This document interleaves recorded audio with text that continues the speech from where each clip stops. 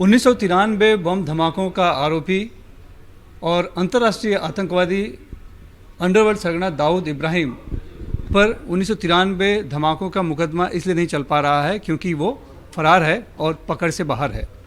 लेकिन अब केंद्रीय गृह मंत्री अमित शाह एक नया कानून ला रहे हैं जिससे फरार आरोपी के अनुपस्थिति में भी उस पर मुकदमा चलेगा और सज़ा भी सुनाई जाएगी। इस संबंध में बात करने के लिए हमारे साथ हैं विशेष सरकारी वकील उज्ज्वल निकम, जिन्होंने 1993 बम धमाकों सहित 26/11 आतंकी हमले के आतंकी कसाब को भी फांसी के फंदे तक पहुंचाया था। सर नमस्कार। ये जो नया कानून कल बिल पेश किया है अमित शाह जी ने, केंद्रीय गृह मंत्री ने, उसमें ये प्रावधान है कि जो फरार है, देश से भाग चुका है, पकड़ से बाहर है, अब उसके खिलाफ भी मुकदमा चल सकता है और उसको सज़ा भी हो सकती है। कितनी बड़ी बात है और क्या दाऊद पर ये लागू होगी? देखिए, सबसे पहले तो हमारे होम मिनिस्टर अमित जी का मैं बहुत अभिनंदन करता हूं कि उन्होंने एक अच्छा कदम उठाया है। जो कई सालों से हमारे देश में जो पुराने कानून थे उनका उन्होंने ढांचा ही बदल दिया। मुझे लगता है जब तक मैं 93 की बॉम्ब ब्लास्ट केस हमने जो चलाई, जिसमें 2 माफ़ी के गवाह भी बनाए गए थे और उन्होंने जो दाऊद इब्राहिम के खिलाफ जो सख्त सबूत कोर्ट में पेश किए, अभी उनको वापस एग्जामिन करना बहुत ज़रूरी हो गया है।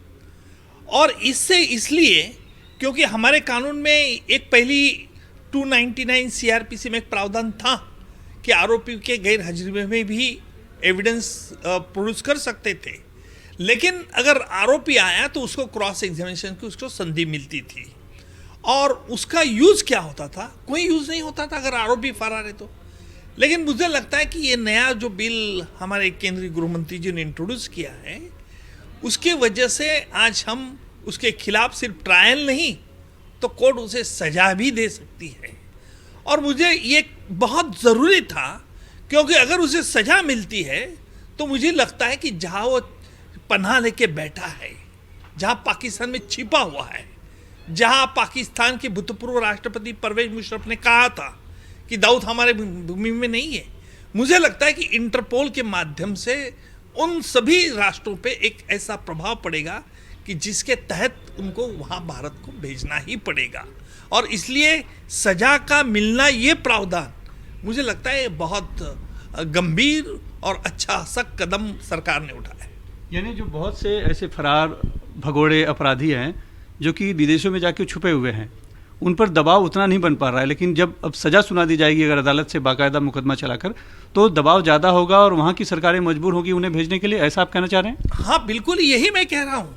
क्योंकि देखिए, इस सज़ा मिलने से एक दूसरा उसका कॉन्सिक्वेंस ये होगा कि जो फॉरेन गवर्नमेंट रहती है जहाँ ये भगोड़े छुप जाते हैं, उन फॉरेन गवर्नमेंट पर एक दबाव, प्रेशर होगा।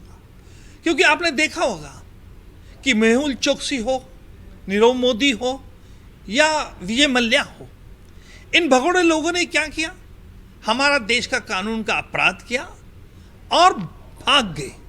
भागने के बाद जो वहाँ उन्होंने गुहार लगाई कि हम नहीं, कुछ गुनाह किया नहीं, क्यों आप देश में क्यों नहीं आ रहे?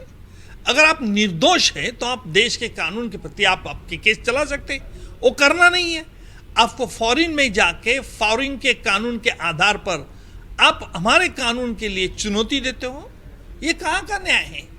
और मुझे लगता है, देखिए, आज अपन देखे होगा ये जितने भी भगोड़े आरोपी चले गए हैं, चाहे वो नदीम भी हो, और उन्होंने वहाँ फॉरेन कोर्ट में हमारे कानून को ललकारा है। नदीम का तो मुकदमा आपने भी लड़ा था, तो क्या हुआ उसमें, क्यों नहीं आ पाया? नहीं, देखिए, नदीम ने गुलशन कुमार मर्डर केस में हम खुद गए थे, बो स्ट्रीट मैजिस्ट्रेट ने हमारे बाजू में ही फैसला दिया था।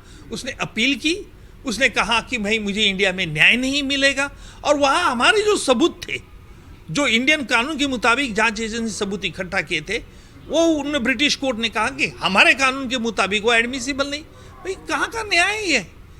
जैसे कि गुलशन कुमार मर्डर केस में डाइंग डिक्लेरेशन, एक हमारा ओरल डाइंग डिक्लेरेशन, ये कानून में एडमिसिबल है, ब्रिटिश कानून मुताबिक वो एडमिसिबल एविडेंस नहीं है, और इसलिए ब्रिटिश कोर्ट ने ठुकरा दी प्रिय हमारी।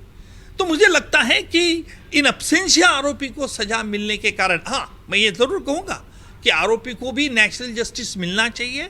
आरोपी को नेचुरल जस्टिस के मुताबिक उनको पूरी मोहलत मिल जाएगी कि आप इंडिया में हाजिर हो, आपकी केस अब चला सकते, वकील लगा सकते, लेकिन यहाँ कुछ करना नहीं, बाहर देश में जाकर हमें केस को ललकारना, ये बिल्कुल गलत था। और मुझे लगता है कि ये नई जो प्रावधान कानून में ला रहे हैं सरकार, उससे इसको एक अच्छी तरह से एक काउंटर चेक होगा, और जिसके तहत फॉरेन गवर्नमेंट को भी ये सोचना होगा कि जो भारत की न्याय प्रणाली ने अपराधी करके घोषित किया है, उसको हमने क्यों पनाह लेना और फिर उसकी सुनवाई क्यों करना। देखिए, सुनवाई तो यहाँ होगी, सुनवाई तो हमारे कानून के मुताबिक हमारे देश में होगी, लेकिन आप फॉरेन कोर्ट में सुनवाई करना चाहते हैं। मेहुल चोकसी का देखिए, नरेंद्र मोदी का देखिए, और विजय मल्ल्या भी देखिए, यहाँ की जेल अच्छी नहीं है, बार बार अपने निकलते हैं। तो वही तो मुझे लगता है कि ये कानून के प्रावधान से इसके लॉन्ग रीचिंग कॉन्सिक्वेंस होंगे, और हमारी देश के लिए जो चुना लगा के भाग जाते, संगीन अपराध करते, उसके लिए एक धड़कन होगा, ये मुझे पूरा विश्वास है। यानी आप कहना चाहते हैं कि इस नए कानून से जब ये बन जाएगा तो सिर्फ दाऊद ही नहीं, हालांकि जिसका पता नहीं चल पा रहा है, अभी कोई पाकिस्तान मान भी नहीं रहा है कि उसके पास है, उसको पर भी एक दबाव होगा क्योंकि सज़ा सुनाई जाएगी, और बाकी जो भगोड़े हैं, आर्थिक भगोड़े जो कि कई घोटाले करके भागे हजारों करोड़ों के, उनको भी भारत लाने में कहीं न कहीं मदद मिली। देखिए, आज इस स्थिति में ये भगोड़े की स्थिति क्या है?